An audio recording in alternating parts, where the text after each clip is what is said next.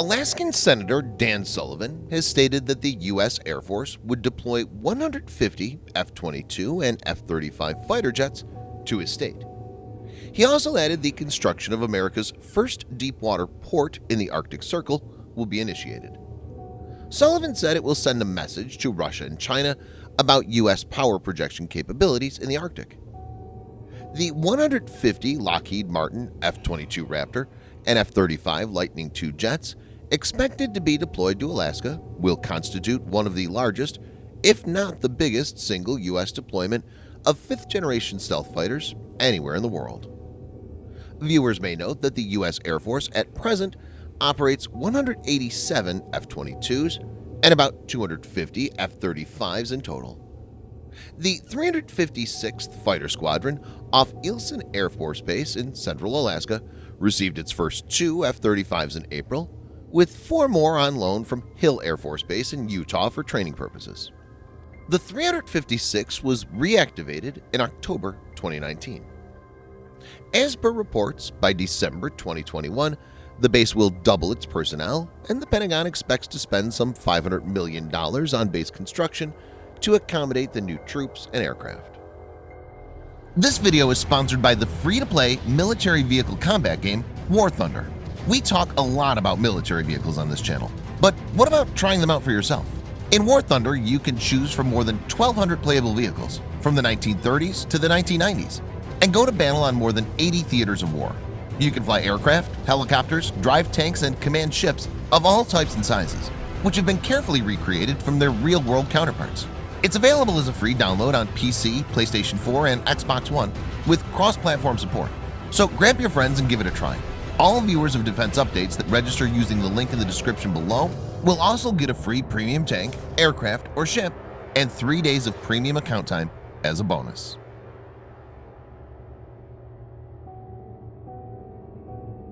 Japan's new Prime Minister, Yoshihide Suga, has stated that the nation's ballistic and cruise missile defense (BMD) architecture is one of the priority policy decisions he's up to.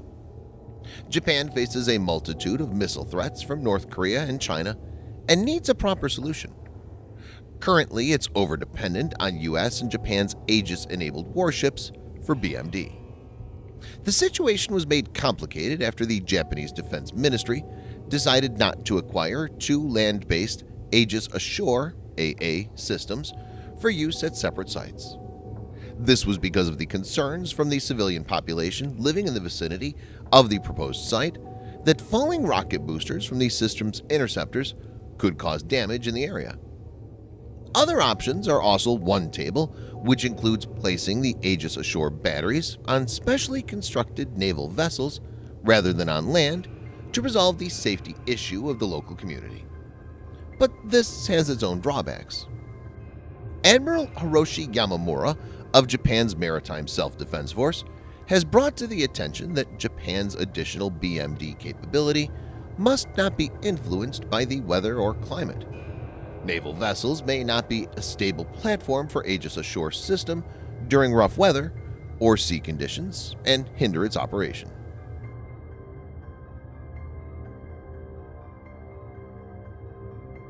A U.S. Army report has provided insight into Russian snipers groups' tactics in eastern Ukraine. It states, Russian forces in Ukraine have employed snipers and elements up to platoon size.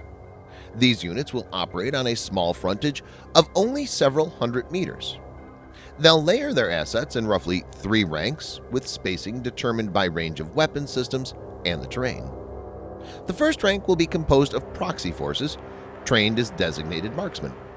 Behind them will be a mixture force of better trained proxies and mercenaries and Russian soldiers. The final rank consists of highly trained snipers and will be the best equipped. All of these ranks focus on one target area together. The tactics seem to be geared towards pinning down a decent-sized force instead of trying to score individual kills. The report has also provided details of weapons used, stating, during the rapid modernization of the Russian Army after 2008, the Russian Army made large purchases of Western-made sniper rifles to include the Barrett and Arctic Warfare Magnum (AWM). The Russian company ORSIS also makes the T-5000, one of the most capable bolt-action sniper rifles in the world. These are currently the signature weapons used by Russian snipers.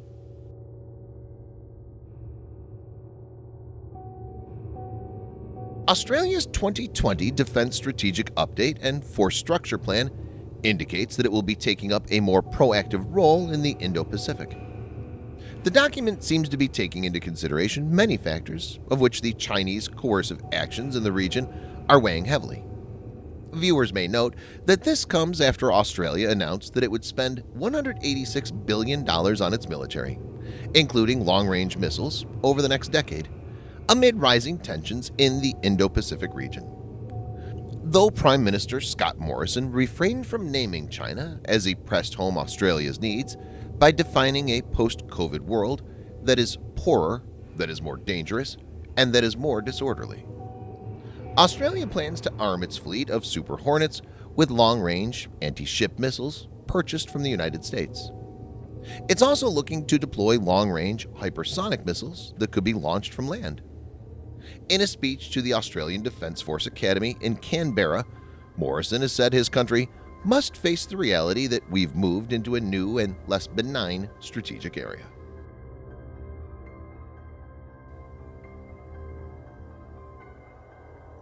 A Russian Navy warship left Danish waters after colliding with a civilian cargo ship in the Baltic Sea. The mishap involved the Parchim-class corvette Kazenets and the Swiss cargo ship Ice Rose. The collision occurred on September 23, 2020, south of the 5-mile Øresund Bridge that spans the strait between Denmark and Sweden. The Danish armed forces announced the next day that the Kazenets had left the area and also released a photo of the damage to the Ice Rose, which depicts a large cut on the vessel's starboard side towards the stern, penetrating the hull above the waterline. The collision between the corvette and the refrigerated cargo ship took place in what the Danish Armed Forces Operations Center described as very dense fog.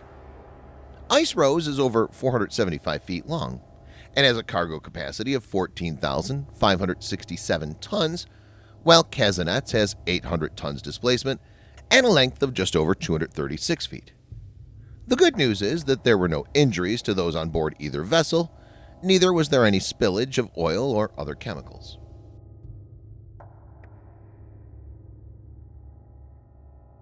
A U.S. Navy FA-18 Super Hornet experienced an engine fire and was forced to land at Naval Air Station Oceana, Virginia. This is less than 2 weeks after a similar incident at the same air station. According to the Naval Safety Center, the two-seater aircraft made a safe arrested landing at the Virginia Beach Air Station.